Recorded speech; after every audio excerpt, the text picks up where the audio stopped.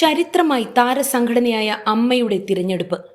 31 വർഷത്തെ സംഘടനയുടെ ചരിത്രത്തിലാദ്യമായി ഒരു വനിത പ്രസിഡന്റ് സ്ഥാനത്തേക്ക് തിരഞ്ഞെടുക്കപ്പെട്ടിരിക്കുകയാണ്. നടി ശ്വേതാ മേനോൻ ഇനി സംഘടനയെ നയിക്കും. കുക്കു പരമേശ്വരനാണ് ജനറൽ സെക്രട്ടറി.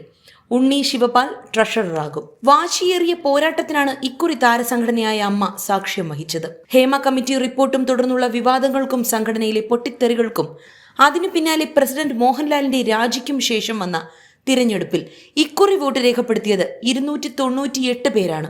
ആകെ 506 അംഗങ്ങൾക്കാണ് സംഘടനയിൽ വോട്ടവകാശമുള്ളത്. കഴിഞ്ഞ തിരഞ്ഞെടുപ്പിനെ അപേക്ഷിച്ച് പോളിംഗ് ശതമാനം കുറവാണെങ്കിലും ഏവരും ഉറ്റുനോക്കുന്ന ഘടകങ്ങളിൽ പ്രധാനപ്പെട്ടതായിരുന്നു സംഘടനാ തലപ്പത്തേക്കൊരു വനിത മത്സരിക്കാൻ എത്തുന്നു എന്നത്.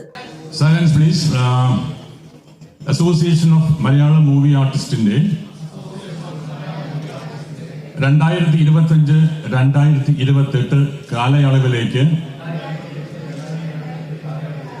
സ്ഥാനമേൽക്കുന്ന